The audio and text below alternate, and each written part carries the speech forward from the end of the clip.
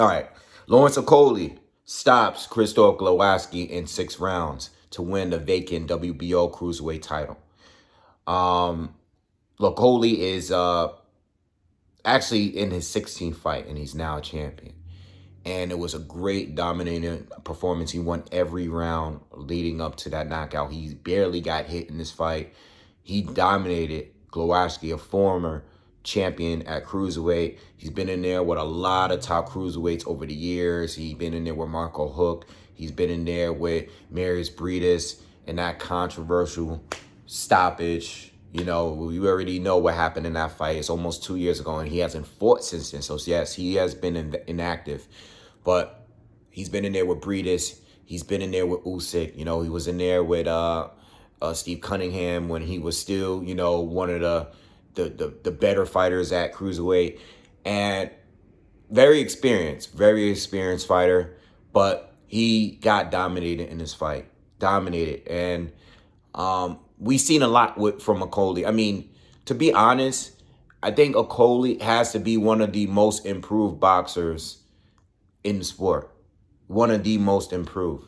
You know, because a lot of people didn't like him in his earlier fights. And I think it has to do with, yes, he has a good knockout percentage. But I didn't think he was really that aggressive. And I didn't think that he knew how to control the range and use his height and his reach as a real advantage.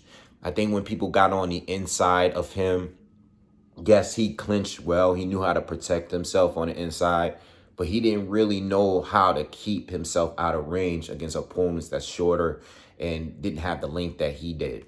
You know, once people got on the inside, it would be, some of his fights were kind of like a snooze fest, you know, and people just weren't that impressed with him. But I think in his last couple fights, he's been a lot more impressive, especially in this fight. I mean, this is the best opponent he's faced, and this is the best he's ever looked in a fight. And I know the last fight he had, the replacement opponent wasn't a high level, elite level boxer or anything like that. But I did enjoy his performance in that fight because he fought like really mean and really aggressive. Like he wanted to take his opponent's head off. And I liked the way he attacked him.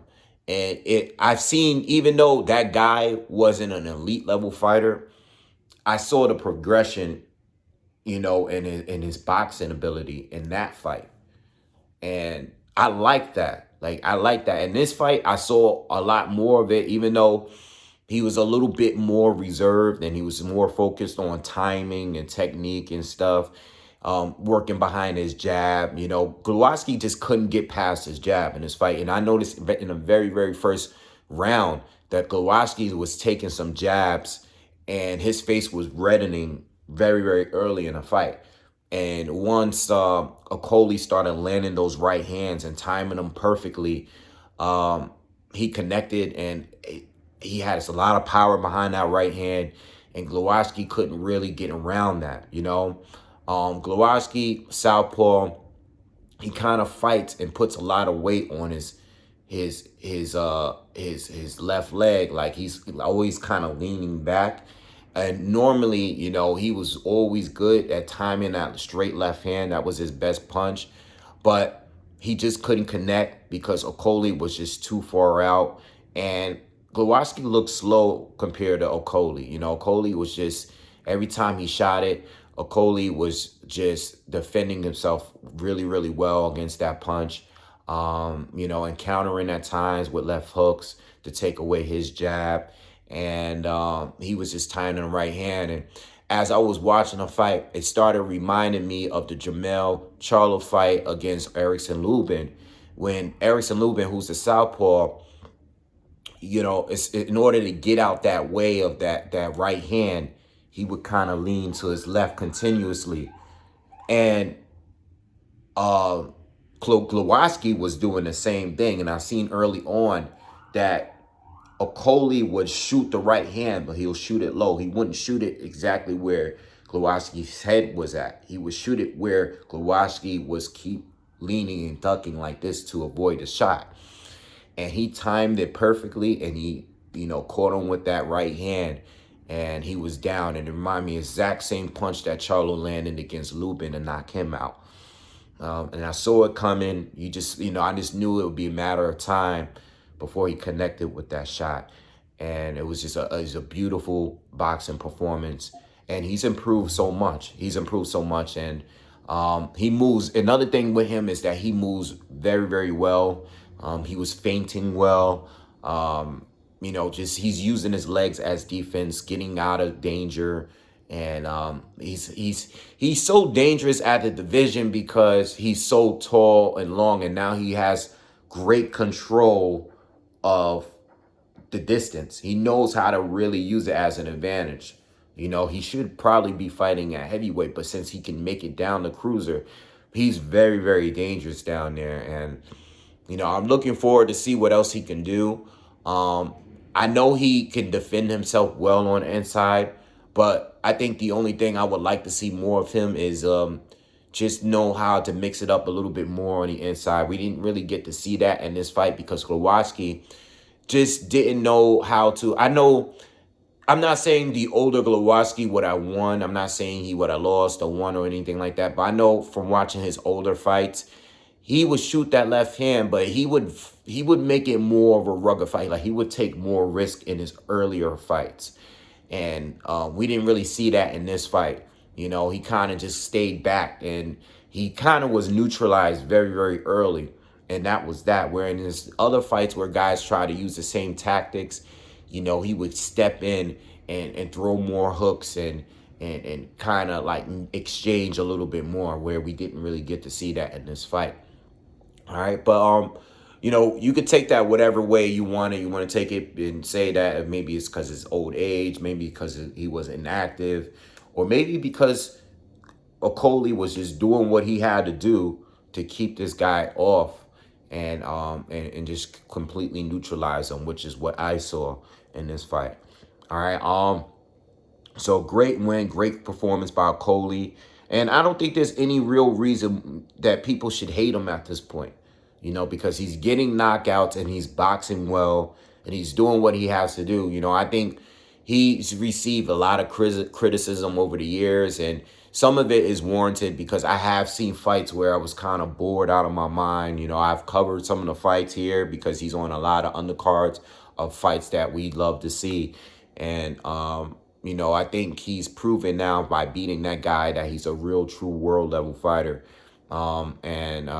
He's a top dude at cruiserweight, regardless of it being vacant title. Yeah, he didn't win it from a champion, but it's all about timing. Usyk, he was undisputed. He moved up. Breedis, he won a title, became champion, won the Super Six, the World Boxing Super Series, and now he's gonna move up. I would love to see the Breedis fight. I would love to see the Makabu fight and or Dorticos. I would love to see these fights. I would love to see him unify. And there's still other good fighters at cruiserweight, but it's all about time. And it's not like Okolie. Okolie is this was his 16th professional fight, so it's not like he wasn't around. He hasn't been around that long, and he's just. The timing is just perfect. He picked up a title and he looked good doing it. He boxed well. It's not like he just went in there and just knocked the guy out. He boxed well in order to get the knockout. And I was very, very impressed with his performance. And I look forward to seeing what he can do. Makabu, I think, would be a tougher opponent. Also a southpaw, but a lot more rugged. Was more willing to bring the fight to him. And definitely going to throw hands. Definitely boxes pretty well, powerful. It's going to take more risk than a Glowacki did. And I don't know about Breedis and, if he's going to stay up and move up and that'll be done. I don't know about Dorticos. Dorticos would be another tough fight. These guys will be tougher fights than Glowacki. But this was definitely a good performance. And he proved to me that he definitely belongs there with this performance. And I think the hate should cease at this point. Like, there's no more reason to hate on him at this point. All right, so good performance. I think I've covered all areas in this video. And I just want to see more. And he was even in victory, he was very humble. He didn't seem like, you know, he didn't taunt his opponent. He was just like, you know, he did what he came to do. I think he was more upset at that he didn't get the fight earlier, like when the fight was supposed to happen. But he punished that performer, I mean that fighter for that. And he dominated this fight. And he did what he was supposed to do, you know. And I think he's very, very confident in himself. And you know, I think there is still some room for improvement morally, like more so, like I said, on his inside game. But if he really gets to improve on that, and maybe he has been improving on it, maybe we just haven't seen it yet because he hasn't fought a rugged in fighter yet in order for us to see if he's improved on that. But we do know that he clinches well. And if he sticks to what he's good at, which is fighting on the outside, controlling the distance, working behind his jab, and timing that right hand, if he just continues to master that and keep moving well, using his legs as his defense and protecting himself when a fighter's on the inside, then he's going to be very, very, very difficult to beat. All right, so listen, I'm going to end it there. I'll see you guys on the next video. Peace.